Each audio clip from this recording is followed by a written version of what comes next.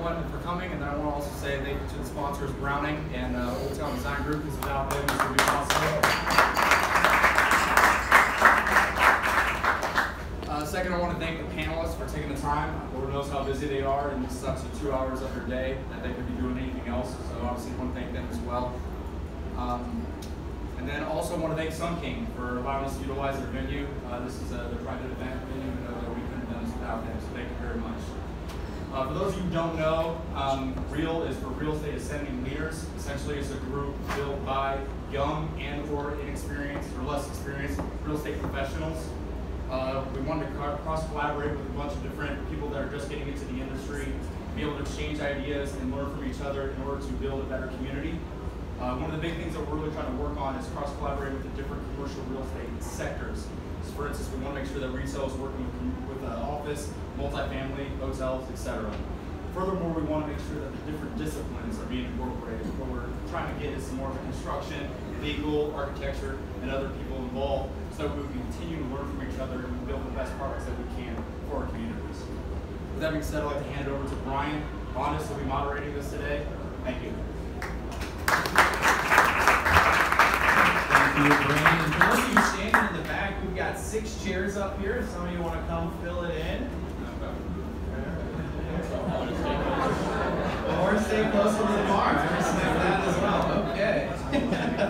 All right. Well, a lot of you know me, a lot of you don't. I want to start off with just 30 seconds, a little bit about me. I'm a 2009 Carmel High School graduate. Went to the University of Missouri, studied broadcast journalism there.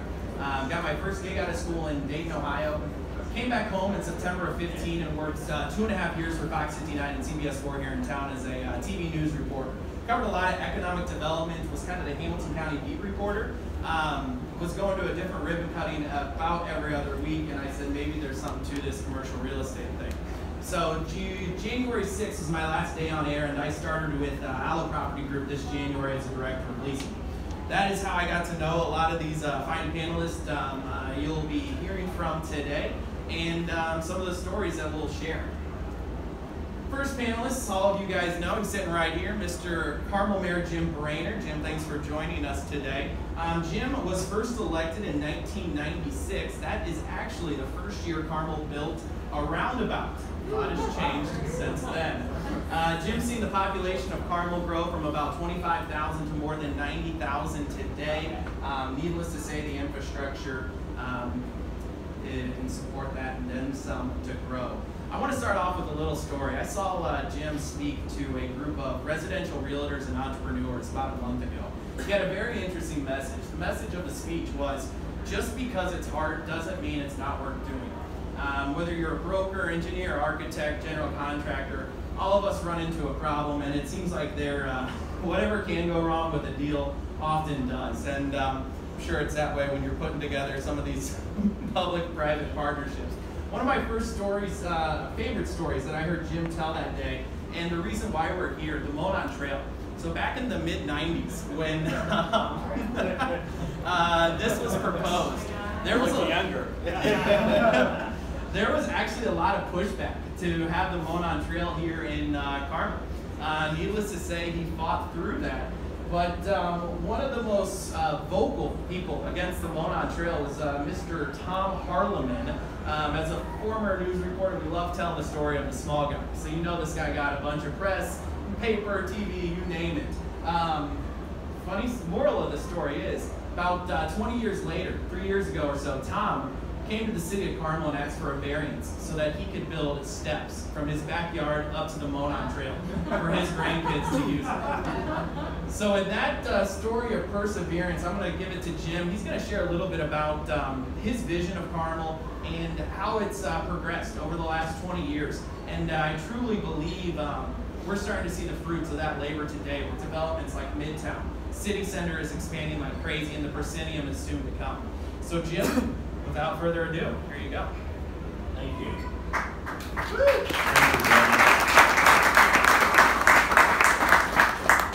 Well, as I'm looking out the window, everybody can look with me. I don't see any mountains, nor do I see an ocean, and I see rain, actually. So I say, you know, those are the same 3 things that Paris had. No mountains, no oceans, and lousy weather. And they did just fine. They built the most beautiful city on earth, most people's minds. They're one of the most beautiful. And we can do the same thing. We have an opportunity in our lifetime to build a brand new city. How many people have that opportunity? Not many. And it's up to us whether we do it right, whether we do it in a mediocre way, or we screw it up. So, those are the options. We're trying really hard to build a beautiful city, because that's how we compete. You know, if you're San Diego, you got a mountain and an ocean. If you're Aspen, you have a mountain. And good weather, you know, nice summers. And anyway, we don't have that. So we have to focus on what we build. We have to build a transportation system that works and is safe. We have to make sure we have good public schools, good public library, that we have trails and a high quality of life, that we have fun festivals and events all through the year, that we have cultural events as well, or cultural venues as well as sports venues. So when I started, Carmel is 50 square miles. The island of Manhattan, the land portion of the island of Manhattan is only about half that. So we have a big area to work with. And you know, there's one point in Carmel where everybody had to live in a single family home on a big acre lot and drive everywhere. So we are trying very hard to make sure, not telling people how to live, but to make sure they have options. We want to compete for international residents, people that come here from China and India and Europe, other places around the world. We have to make certain that we have options for those people. Some may want condos, some may want apartments, others may want houses on big lots, some may want houses on little lots, some may want townhomes. The idea is to provide options. We're a stronger city if we have those options. But it's about a quality of life unlike any other in the United States. Keep our prices down, keep our, have a great infrastructure system, have a great education and cultural amenities available. If we do all those things and do them better than any of our competitors, it doesn't matter that we don't have any mountains or oceans. So that's the vision. How do we do that and make it walkable, at least in the center core? You know, we built beautiful cities in this country until World War II. And then we got to the point where most people didn't have cars until after the war. It's under 25% of the households in the country. And so we still had to build cities where you could walk places you needed to go every day. It was good for our health, it was social. We had narrow lots with front porches pulled up to the street so people could talk. Air conditioning really wasn't around yet, so people go out those porches. And then we designed for the last 70-some years around the automobile, not people. So what we're trying to do is get back to design for people. I had this theory that architecture got really bad after we all got in cars and quit walking around looking at it. So we're trying to focus, like the Palladium and the buildings in the city center, on beautiful architecture that inspires people, that makes them feel good about the place they have chosen to spend their lives. How are we going to compete for the best? Here's how you do economic development. It's not about attracting a company. It's about having a place where the best and brightest people out of the best universities and graduate schools in the world are willing to raise their families. And if we don't have that sort of place, the companies that want to hire those people aren't coming. But if we are able to attract those people, the companies will flock here, and that's what's happening in Carmel. So anyway, that's a very brief summary of what we're trying to do here in Carmel. Thank you so much. We appreciate your vision. I think it's safe to say that a lot of us in the room are benefiting from it today through what we do. We'll have more time to hear from Jim here in a second, but want to introduce our second panelist, Bruce Kimball. He is a city council member here in Carmel. I call him the bike czar. This guy lives, breathes, and loves bikes. Does family bike rides here in Carmel for kids and people of all ages. He's also part of the Indiana Bike Trail Task Force. Yes, it does exist. So he's part of a bigger group working to connect bike trails all across the state. Gotten to know Bruce through the TV news reporting gig, and one interesting thought that he brings up a lot of times when we're chatting about live, work, and play communities, bike-friendly towns is this city revolution idea. I'll let him get into the nitty-gritty, but Bruce, if you could talk to a little bit about your theory of the city revolution and how bike-friendly communities play into that. Thank you. A little bit about myself again. I graduated from Hanover College, and when I graduated in the 70s, you went where the company sent you. I got sent to Denver, a terrible place to live. Actually, it's a great place to live. I just changed the picture above you. And then from Denver, I got transferred to Los Angeles, and I sold offshore drilling equipment. And then the price of oil went from $100 a barrel back down to 20 street class. But while I lived in Los Angeles, a little closer to you. While I lived in Los Angeles, I got to see a change there. We lived a block from the new light rail. Everybody said it could never take off. It went through Watts, the worst part of Los Angeles. Today, Los Angeles has a whole network of mass transit. It's nowhere where they need to be. Anyways, we decided to move back to raise our kids back here in the Midwest. I think Carmel, never realizing what the city was going to be. And following their way this year, Yep, bring it a little closer to you. Following the mayor after I moved back to Los Angeles, I've followed his vision of a walkable, bikeable city. At that time, in 1991, when I did that, we had no bike paths, 0 trails.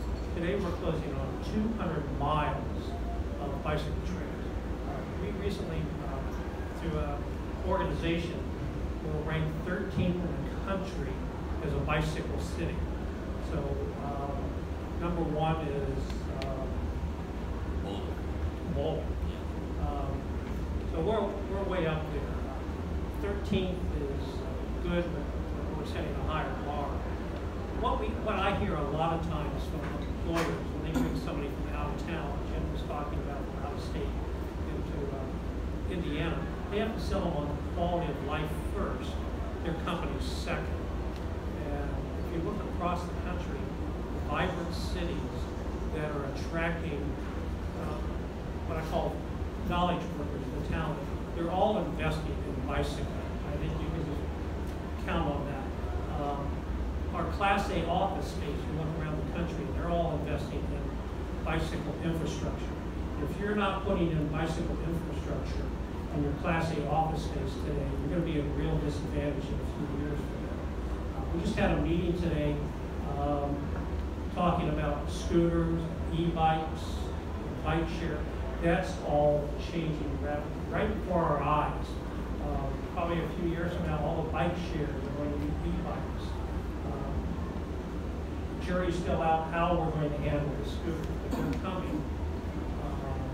So as Carmel as a city, we want to be ahead of the curve rather than behind the curve. We've been ahead of the curve with the vision of the mayor.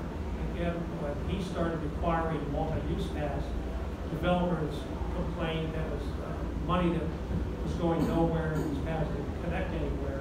And now, 20 years later, 200 miles of multi-use paths, trails, we're really going somewhere. Briefly talk about the city revolution. I think that's a good story for this group. Well, A little bit closer to the people in the back. Well, again, the personal transportation is, I think, the revolution that's going on. We're talking about Uber, we're talking about autonomous cars. The way we get around is going to be changing. The way we're building our parking garages is changing. We're thinking in terms of what are these parking garages going to be used for 20 years from now.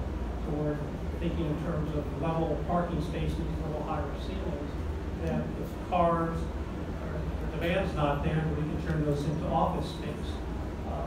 We're looking at bus rapid transit for Carmel, extend the red line. If that doesn't come, the mayor's got ideas. We're starting to look to an intra-city transit, just within Carmel too. Early stages of that, but we're looking at it to see if it makes sense. So we're trying to look ahead.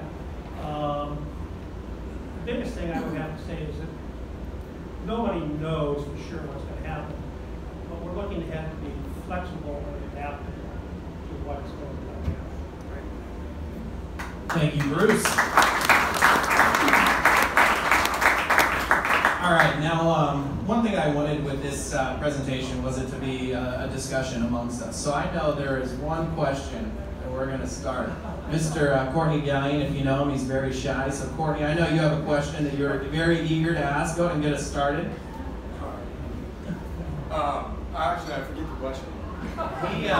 He mentioned it, scooters. Yeah. Okay, so I agree with the sentiment on scooters and e-bikes and the evolution of transportation. One of the big focuses I've had in the past 12 months is what's going to happen in the parking garages. You already addressed that. So what is the plan on addressing the monetization and regulation of the scooters so that they are not a hindrance or a habitual problem? I was in Seattle 2 weeks ago. I used them virtually everywhere.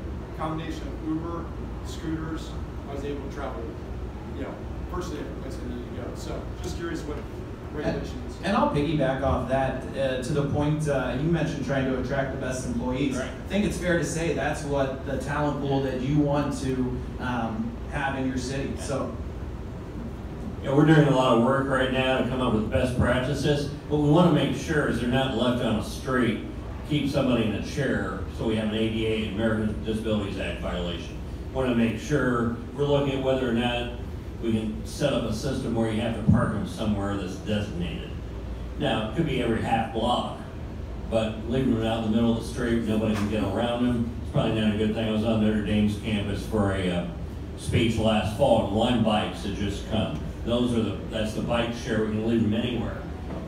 And they work anywhere. They were in bushes, they were sitting on back of cars, they were blocking cars in the parking lot. It was just a mess. So I think there's a balance how you can do it, figure out how to do it right, but then embrace it. Bruce, anything to add? Right now, we have what we call docks for all of our bike share. What you're going to see is what we call semi-dockless. Yeah. Where you will have to snap a picture to show that it's not in the sidewalk, that it's maybe locked up to a light post or sign or somewhere like that. So semi-dockless is probably the United States model is going to be. Don't be shy. Is anyone else? Go ahead and stand up. Introduce yourself if you like. Yeah, I'm Steve with Thompson Thrift. I have an architecture background, and Mayor, you made a comment about kind of how architects are changing their design because around the car, right? I live in Zionsville. I love Carmel. I just don't go here very often because we're not connected that well. I actually, the best route is to get down to 465, which is a pain, but I don't want to do it. So I'm curious, not so much intra-city transportation. Yeah. What's the mindset of working with other cities that are around Indianapolis and within Indianapolis to create intercity mobilization that isn't cars? Because I would love to be able to bounce around without hopping in the car. Steve, thank you very much. For the folks in the back, the question was connectivity between Carmel, Zionsville, and other communities here. Well, in terms of bicycle connections, we made a big one last year. We completed the 106th Street bike path all the way from the park in Zionsville to the White River, almost 12 miles. And so from a bicycle standpoint, you're pretty connected. You get to the Mona, and you get to all our north-south trails, get up to the center part of the city. The problem with public transit is what's the problem with suburban cities all over the United States since World War II, and that is we built too much sprawl. You go to Europe, how many people here have been to Europe? Half at least. You get off that long plane ride, what do? I know what I do. I go out and get a drink, sit, look around. Yeah, sit at a nice coffee, of course. Sit at a nice sidewalk cafe. And sit at a nice sidewalk cafe and look around and say, why the heck can't we build our cities like this?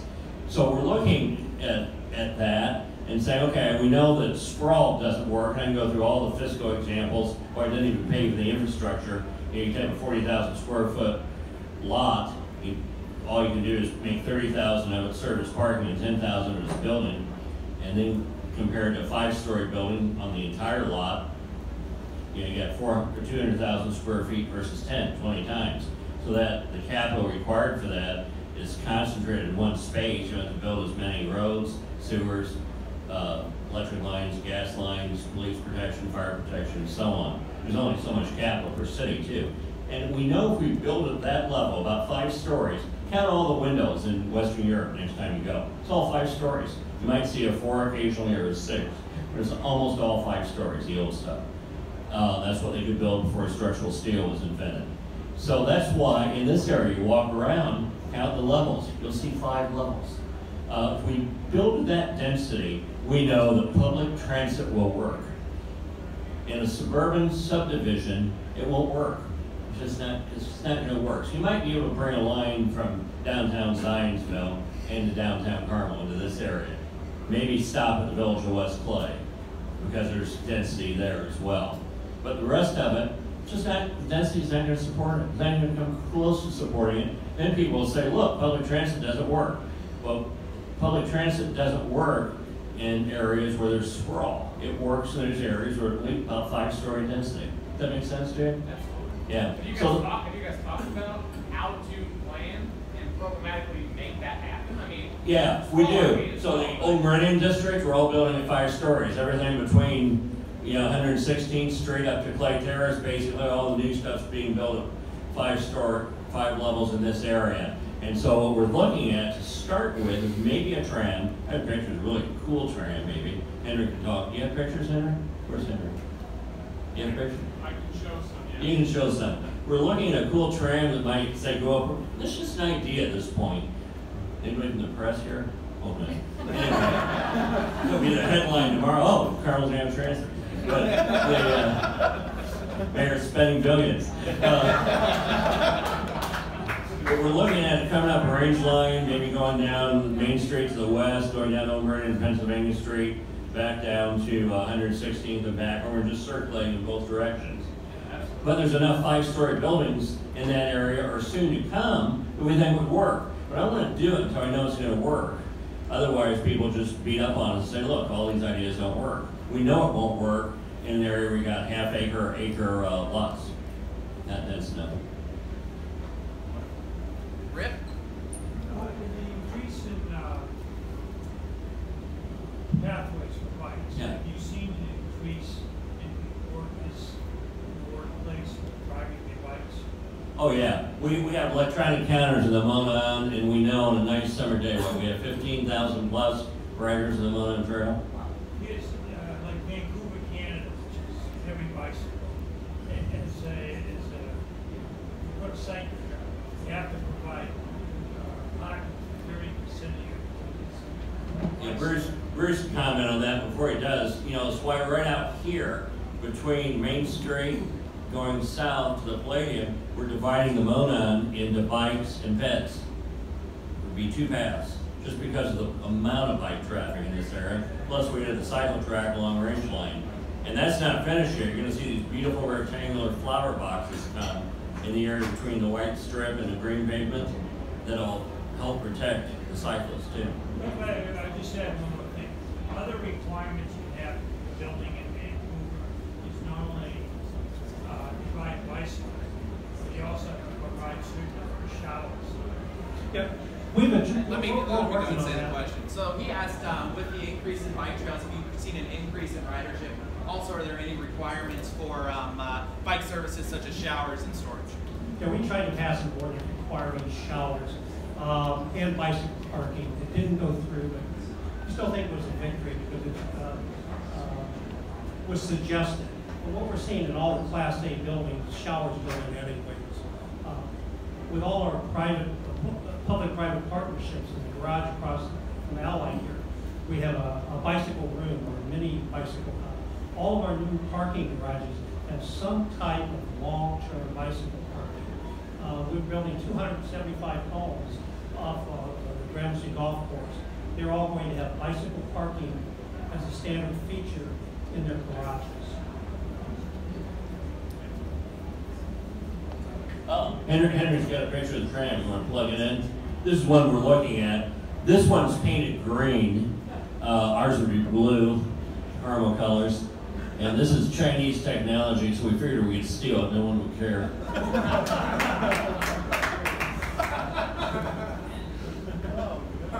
Again, there's nobody here from the press, right?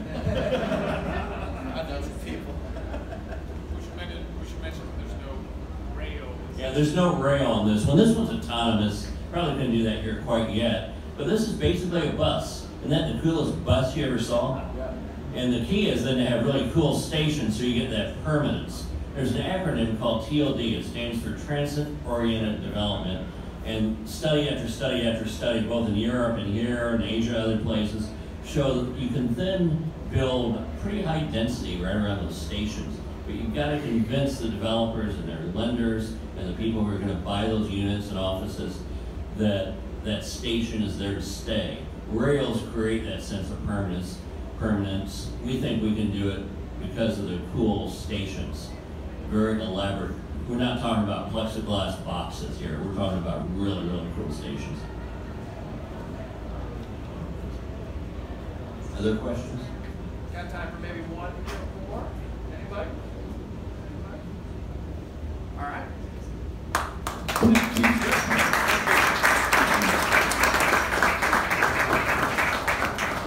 That concludes the elected official portion of the program. We are now going to get a little presentation from, this is Henry Mestetsky. With the late start, we decided to get rid of the intermission, so I apologize if you're expecting. But Henry is, how many months? A year? 10 months, right in between there. 10 months. He's the Carmel Redevelopment Commission Director. Henry works closely with developers, probably everybody, elected officials, you name it, to get a lot of the public partnerships in the works. Henry's got a lot of neat things going on. He's going to talk to us today a little bit about that urban sprawl that Jim alluded to, as well as some neat projects Carmel has in the works. So without further ado, Henry Mestetsky. Thank you. What do I have? 6 minutes? You got 10. You got 10. 10 minutes. Hi everyone, Henry Mestetsky. I'm kind of really going to just highlight some of what Councilor Kimball and the mayor have talked about just now, and also show off a couple pretty pictures because everybody likes that. This presentation, I think the people in this room are a bit too advanced for this presentation because it's I try to show TIF and kind of explain some of these things to people that are hearing about it for the first time. No one in this room is hearing about it for the first time, but if you can just allow me to quickly go through kind of what I believe is when you are redeveloping in Carmel, why it is that we're doing what we're doing. These are some kind of basic tenets of what we're trying to hit. So the way to talk about redevelopment in central Carmel, I just want to hit why sprawl is bad. The mayor alluded to this already before. Property tax cap effects, mixed use, and what is TIF.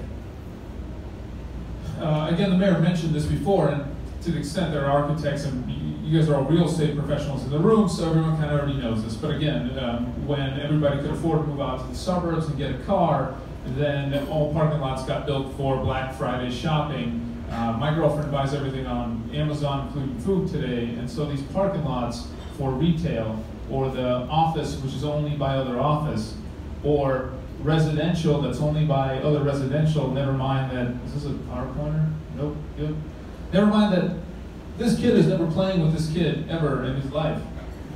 Or the other result of sprawl, which is a bunch of streets used for 2 or 3 people and your main arteries get clogged immediately when there's traffic. These are the problems facing America, across America. This is your standard construction of suburbs post-World War II. And these are some of my favorite hilarious examples.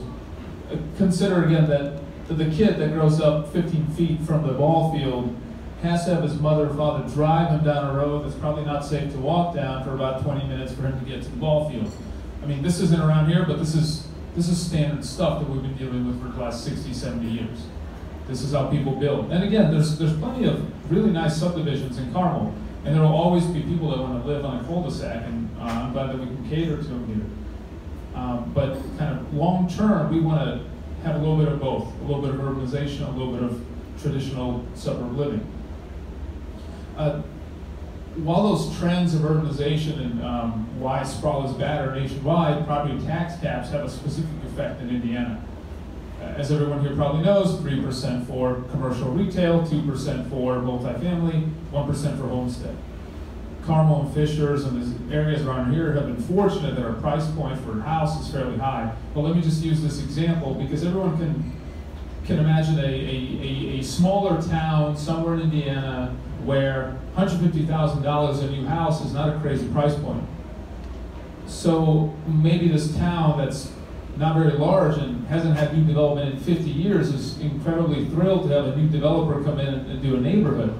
You have 100 houses at $150,000 price point, and you're getting $150,000 in property taxes a year from that neighborhood. That pays for one cop, maybe one canine officer, the two of them together, but that's it. No police, no fire, no utilities, no schools, no libraries, nothing else. In Indiana, it's unsustainable to build a new neighborhood with $150,000 price points. So how do we fight against those constraints and develop in the right way? Right, there's only two types of development now. There's sprawl, your traditional model. Everyone's seen this. By the way, no one's ever crossing that road to go from that retail to that office. Don't do it because a car will hit you. Everyone has traveled on the highway, pulled off to go fill up, and there's a Burger King across the road, but you're not walking across that road because life is important. And then the alternative is the ways that cities have been built forever and ever and ever, mixed use. Doesn't have to be all in one building, never mind that our new building Monon and Main down here does have all four uses, or all three uses in one building, but it can just be next to each other, and that's fine too. And these trends are going to hit retail just the same, right? Your suburban complex on the left, and how to retrofit that on the right. This is building the right way. Building with density is not just about this is how people want to live, because they've lived like this for thousands of years. It also makes sense economically. This is an example of what the mayor was talking about earlier. On the left is your standard Verizon store, your standard Burger King, and on the right is a 5-story mixed-use building that generates 20 times more in property taxes. And you can take some of that money, you can incentivize a garage with tip dollars and still have a bunch back for the city and have a nice walkable environment that actually supports that first floor retail. That's what we're going for here. How do we do that? Tip dollars, tax increment financing. Different people like different charts. I have two types of charts. One has a picture, the other is more of a graph. I like the one on the right. But essentially TIF, in the most basic of forms, is you have a piece of property that's generating a certain amount of tax, property tax, that's your starting point. You developer, come in and propose a $60 million project, and that $60 million project will, when built, will pay way more property taxes, and you take that increment between the nothing there before and what's coming in the future, and you use a bond to incentivize the project now and build out infrastructure. And that's what TIF is. You wouldn't have the money if the project didn't come. By the way, what happens when those 25-year bonds get paid off? Well, if you make sure that that building is beautiful and it lasts for more than 25 years, then it continues to be filled with office and with residences, and the bonds are paid off, and now all those taxes just go back to the people. Come back right in the city's general fund. Carmel taxes are low enough. They will get lower because the mayor's been doing this for 20 years. Sophia Square is halfway done in terms of the bond periods. And so as new projects keep happening, as urbanization continues to happen the right way, this is all money when done right, property taxes that get paid back to the general fund when the bond periods are done.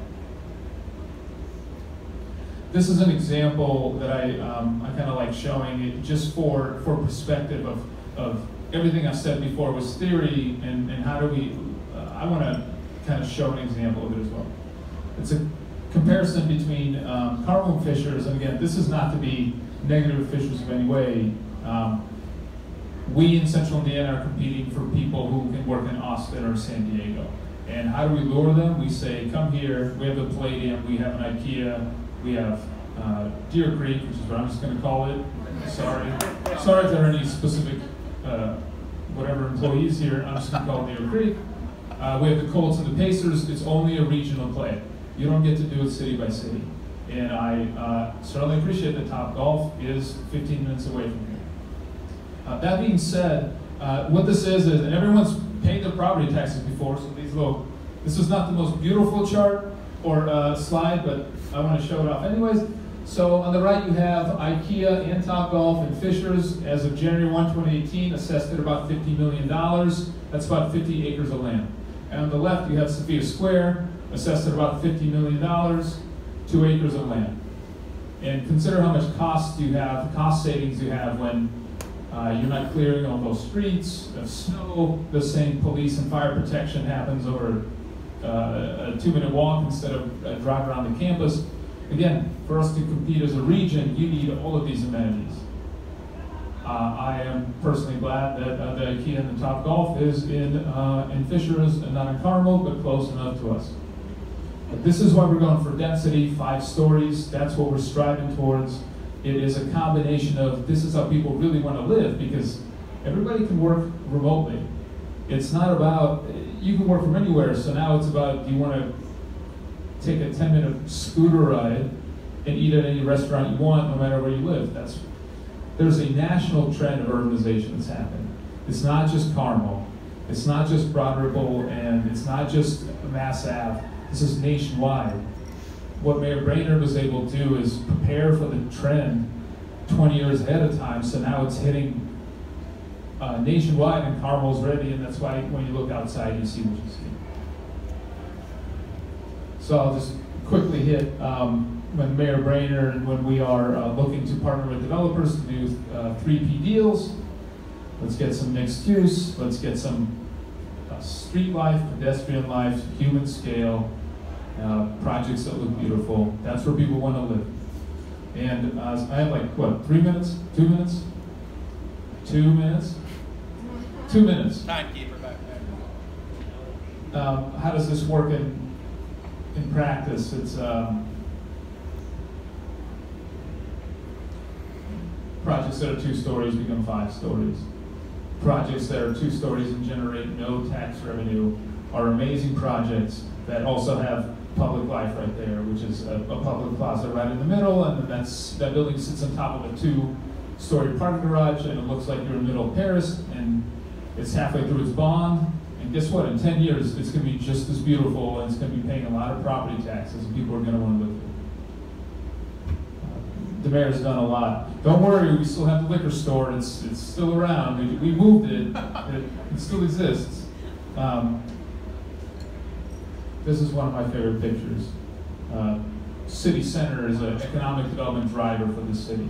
Our central core and building 5 stories is an economic development driver that will keep the city running for the next 100 years. Fishers and Fatness are doing an incredible job as well. All our cities are kind of doing this in the county. Carmel was just fortunate to kind of get the head start. And so I have 40 seconds. Let me just show off, right? 40 seconds, right? Go for it.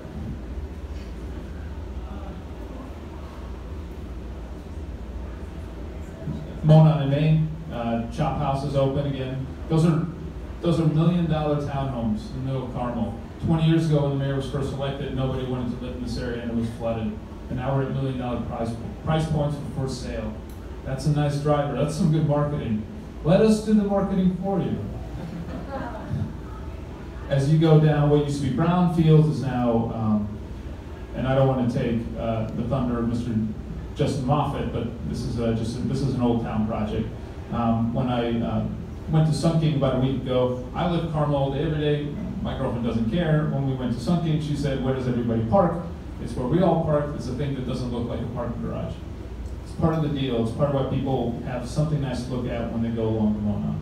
These are projects going down. MG Insurance is opening. Another 200-unit luxury apartment complex by J.C. Hart is going down to Mona. Across the street, this is what we're looking at right now.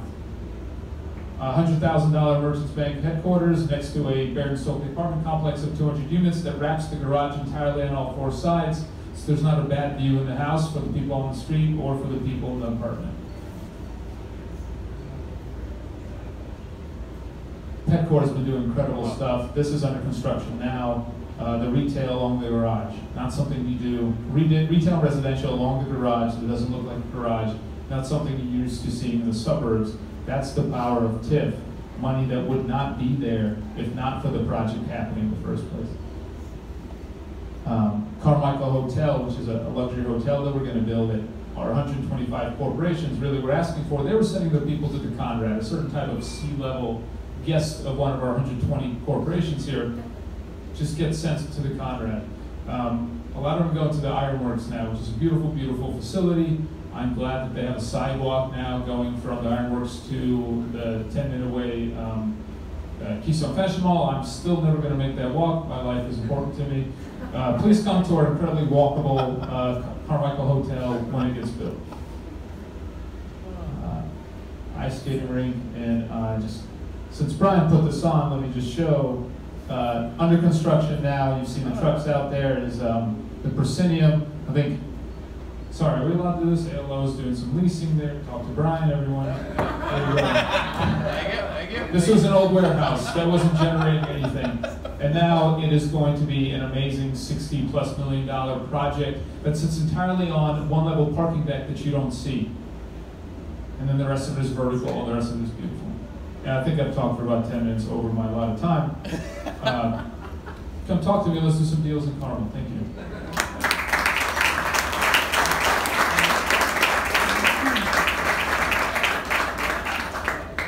Don't go far. Jamie, Justin, if you guys want to come up and join us.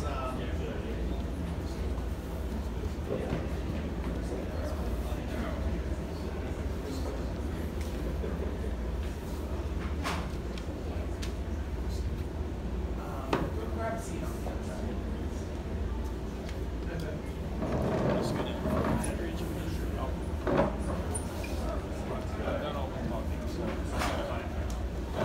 Thank you, Henry, and we're excited to see what you continue to do in this new position.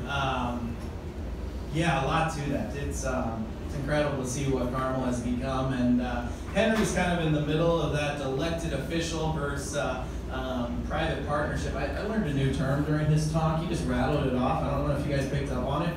3P, public-private partnership, 3P deal. Starting to learn some more, but that was new for me. But so now we're getting to some of the doer portion of today's event. Justin Moffett and Jamie Browning are two of the more prolific Carmel developers, staples here in Carmel. We're going to start off with Jamie. I want to introduce him. He's the Vice President of Real Estate Development for Browning Investments. I don't know if everyone in here knows this, but Browning essentially built the Meridian Corridor. And I think this is something I appreciated later in life, but there was no retail allowed on the Meridian Corridor. And that was critical for the office buildings that you see today. When you don't have a McDonald's or a Speedway gas station taking up prime real estate along a main thoroughfare in Carmel, that's why there's still space for car auctions to build a X amount of square foot and bring hundreds of jobs here to the city. So with that, the Meridian Corridor, Browning's got some also neat things going on right now. They're been hired by the city of Indianapolis to do a $1.2 million study for some of the city county buildings downtown, some of the land that's owned by Indianapolis. So they've got their hands all over the place. Jamie, I'd love for you to talk a little bit about Browning's Carmel roots, how it's grown, and what you guys are working on these days. Thank you. Good to be here today. This could be a long-winded story. I'll try to keep it short, but our company's 40 years old. We cut our teeth in the southwest corner of Meridian and 116th Street. At that time, there was a small bank there called Fidelity. It was a bank that needed a boost, and my brother, who founded the company, and Bob Welch, who was his partner at the time, actually bought the bank. When they bought the bank, they got the building. And they decided to expand that building into a 6-story tower, and were very successful, which was a springboard for us to do what's now known as Tower 2 and Tower 3. From there, again, it was a success story, so we continued on, and we started Meridian Mark Plaza, which is the corner of the northeast corner of 116th and Meridian.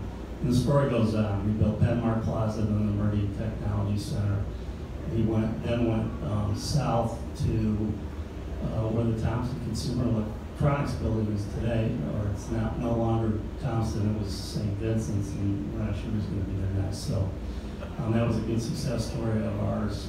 We built that building by way of some background. That architecture was somewhat controversial, to say the least. And that building, when we designed it, was not our original design. And Thompson Consumer Electronics hired Michael Graves to design that building for him. That's sort of the origin of why that building architecture looks like it does. From there, we built what we call the Hewlett Packard building, which is on I-465. And most recently, we built buildings on 131st and Main Street, which includes the Indiana Spine Group, Indiana Spine Group Hospital, and the retail center that fronts on Main Street. Just by other things that we have developed outside of the city, we're doing a lot of consulting work these days. We have a collaboration with Purdue University. We're developing what's should be a $1 billion project. When it's complete, it should take probably 10 to 20 years all in. But it's a mixed-use project that includes residential, student housing, non-student housing, parking garages, and restaurants and hotels, and it's a pretty neat project. And we have somebody in our shop that every day that's what he works on. We're also doing the 16 Tech project downtown, which is about 75 acres near IUPUI, and it's another situation where lots of entities, public, private, universities, big major corporations, has infused money into that project to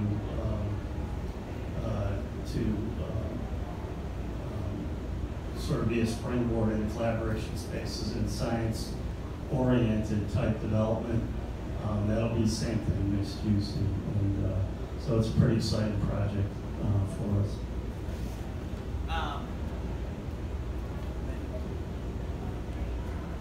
So after I talked with the panelists a couple of times before we created today's itinerary and just tried to figure out what we'd speak about, and after talking with Jamie and Justin, one thing that both kept coming up in every conversation was the idea of team.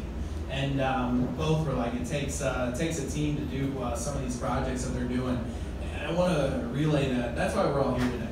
We want to include brokers, architects, engineers, space planners, finance people, general contractors, and start building those teams together, so that hopefully it's a couple of us sitting up here in 20 years or so, and these guys are well off and retired.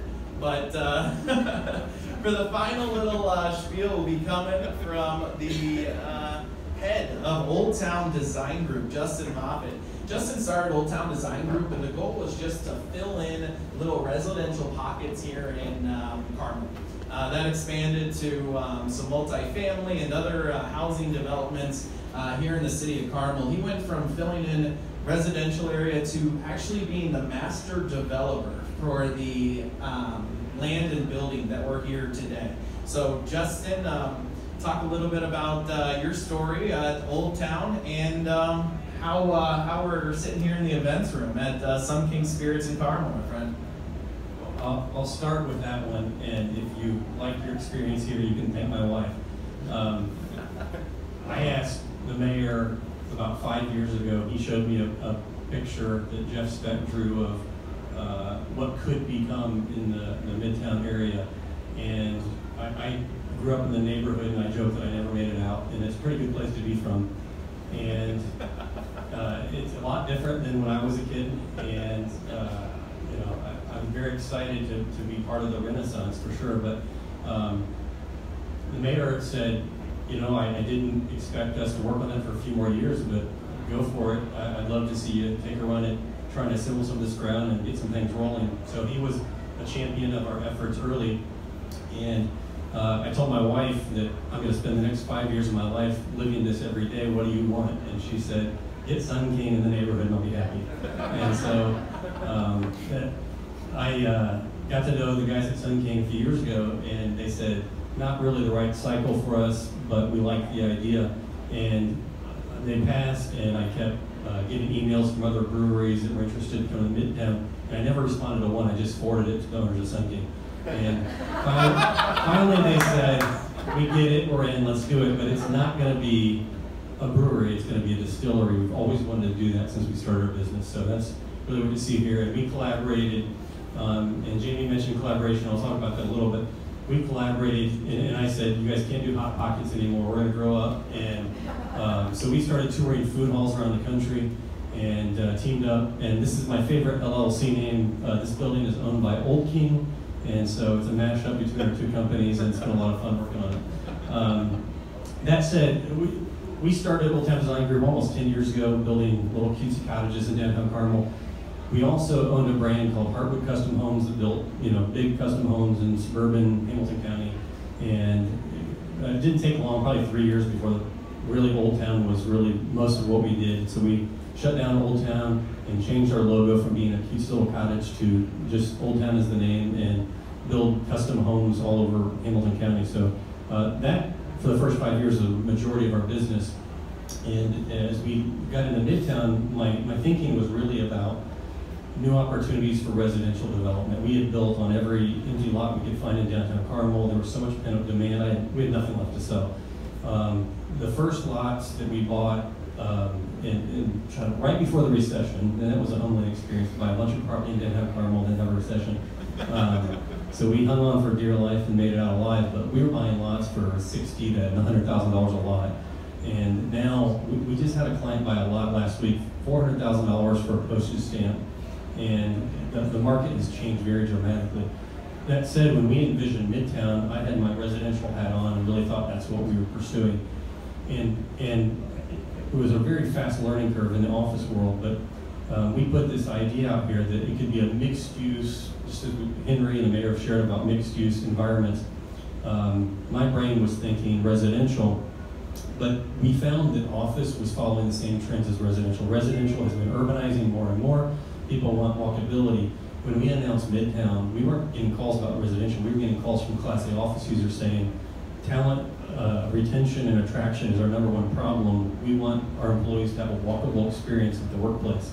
And so we were fortunate enough to have a few big dominoes to fall early to really make this successful and land a few anchor tenants. And so that's really helped us have progress here, and everything that we've built is fully leased before we finish, so it's been very exciting. But I just have a minute here, but collaboration, and I'll go back to that. Did anybody see, Tony Robbins did a TED Talk and a couple years ago, and I loved what he said. It was, most people don't lack resources, they lack resourcefulness. And when we started, even the home building business 10 years ago, or getting into commercial 5 years ago, it wasn't that we had to collaborate because, or we chose to collaborate because we had, a desire to partner up. When we first started, we partnered because we didn't have any money. But we were really trying to team up to attach to more resources. But we found that there was kind of some magic in that formula. When we were partnering with other firms that had more experience in that space, the projects actually got better. And I think I would consider Sun King kind of a living laboratory for that. They had an idea, we had an idea, and then we spent 2 years working together, and the idea got better because we collaborated. And so that's become more of a strategy for our company, and not just assuming we can do it all. I think there's a problem with assuming we can be experts at everything. And so if we've had a success in our growth cycle, it's because we've been really willing to team up with other experts. And so Midtown, we didn't do the office buildings on our own. We had the first lease signed with Allied Solutions. And after we had a $36 million lease signed, then we found a partner with Ambrose Property Group, so we realized that we didn't know what we were doing and didn't want to screw it up. So, so it's always a win when you can make a project better because you team with people. So I'd say, if you left anything with you today, that's the moral of the story for us.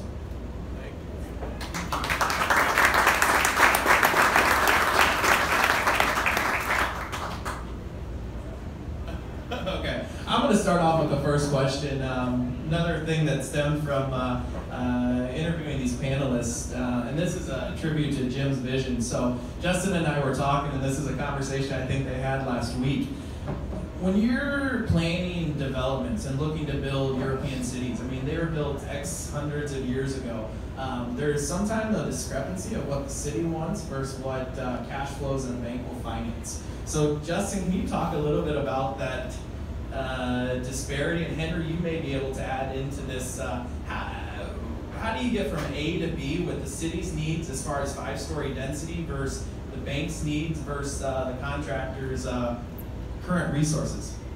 I'm very sure we can all speak to this, so let's pass it down the line. But I was sharing an anecdote with Brian last week that the mayor always is raising the bar on what I think we have big ideas, and sometimes he takes them to a whole new level. But I shared an idea with him for a project a few weeks ago. He called me and asked me to come look at the plan with me. He said, Justin, if you were to apply a 100 or a 200-year vision to this, what would you do differently? And it caught me off guard, but I thought, well, I really haven't had that perspective on this project yet. And so I think what I've learned, and I think the mayor is well aware of, we have to design projects that are imminently financeable and buildable, but will have a sense of legacy. And we don't want, when we do a TIF project, we don't want the building to be crumbling and have zero value at the end of the 25-year bond. We want to have a lot of life to those projects so they're continuing to benefit the city long term. So I think we've tried to strike a balance between meeting the city's goals so that they're long-term assets, but short-term we know that it's a project that we can build, and that's a good relationship that developers need to figure out how to form with city leadership. Yeah, I would just reiterate those comments. One of the things that we're seeing today is, first and foremost, these mixed-use developments, which I think cities are embracing, and it's very evident here in Carmel. The other thing that I would say, just by way of background, cities are becoming more and more user-friendly. And I say that because zoning used to be incredibly difficult, and it was trying to put us a round peg in a square hole. And I don't see that anymore. We're seeing lots of flexibility in zoning. We're seeing a lot more collaboration between economic development director and the council and the planning commission and the planning office. And that just makes what we want to do and what the city wants to do a heck of a lot easier. You know, the last thing Henry said is come talk to me, and that's, you know, music to my ears, because it's nice to see this sort of evolution of how development in the city takes place in collaboration with the city. Thank you. This is going to piggyback a lot on what Justin said. It's all about collaboration, working together, honesty.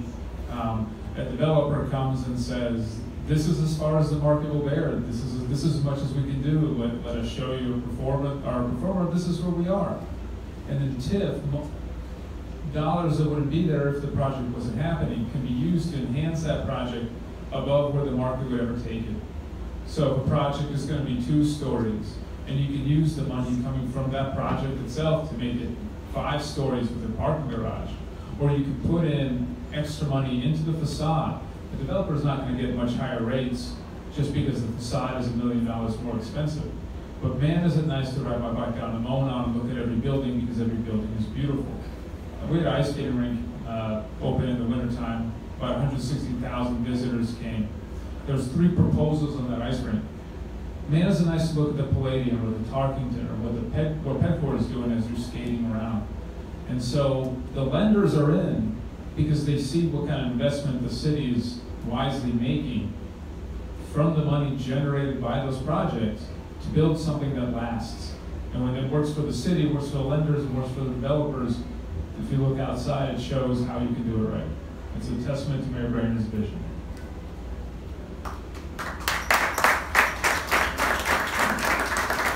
Well, we have reached the hour mark, but I want to get any more questions from the audience. I'd love to get 1 or 2 more questions in before we wrap this up. Anybody in the back? Thank you.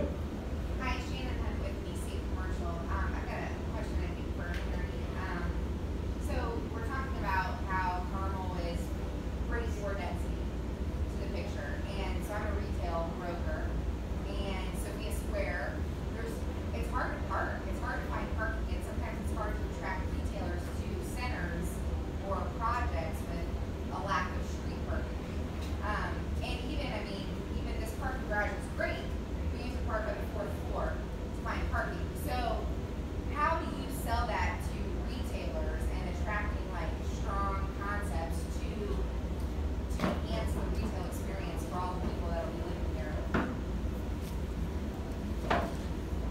there's a critical mass, there's a boiling point that you need to hit. When Mayor started 20 years ago, there was one parking garage, public parking garage, free parking.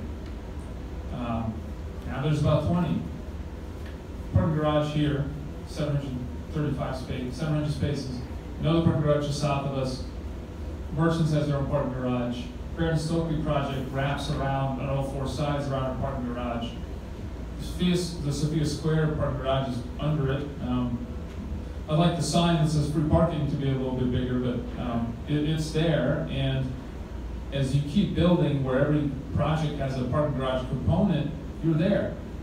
But there's a couple more. It really requires interaction because, again, you want, for your retail space, you need somebody to park right out front and walk in. If it takes them 15 minutes to get to the store, it's not working. At the same time, Councilor Kimball alluded to this. We're financing garages with 25-year bonds. And 15 years from now, when everybody's ride-sharing a car like they would Uber generally, and no one takes their car and parks it for 8 hours in a parking garage, that's why we built the garages, that you can knock out the inner ramps and the top two floors and put residential on top, so you still have that same kind of usefulness for that garage. So it's a combination of that kind of long-term planning and respect in the short term that we still love our cars, and retailers and their lenders still have to hit certain metrics. So as we keep building a denser environment that supports the kind of street life that supports first floor retail, and as we keep building every project with a parking garage, it's important to hit critical mass. I think we've hit it here. Can I add something there, Henry? I think it's important too to remember that it's a perception issue on many retailers because they've lived in this part of the country for so long. Go to New York for a weekend. Nobody's driving a car anywhere. And even more importantly, think about going to the Meyer parking lot. You might park 300 yards away, and there's certainly a garage or a parking space within 300 yards. Down here for reception, I got to pull right up in front of the store, and it's just different. And I think it's going to take a little while for some retailers to understand the amount of walking traffic, the amount of bike traffic, and the fact that there really is parking just as close as there is in front of Meyer. It's just you don't see it. You got to search it out a little bit, and that's purposeful. Anybody here go for a manic walk past the Walmart parking lot? So we're trying to purposely design it differently. But you're right about the retail. It's going to take good salespeople to say, look, there's places for people to park. There's ways for people to get there. Which is different. And I think to add on to your point is there are these parking spaces, but to your point, you can't see them. Right. So how do you direct people so that they're not circling lots for 10, 15 minutes to try to find that parking spot? We'll put some signs up. We'll put some more signs up. Any questions before? Last? All right. Well, hey, give it a big round of applause.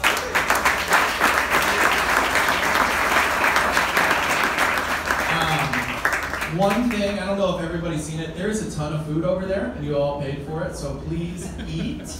And we'll drink. If Mayor Brainard and City Councilmember Kimball could come up here, we're going to get a group selfie for the real Facebook page before we go. We'd love for the panelists to be up there in front. Maybe we'll stand and start it. Courtney Galleon's got the selfie stick out here.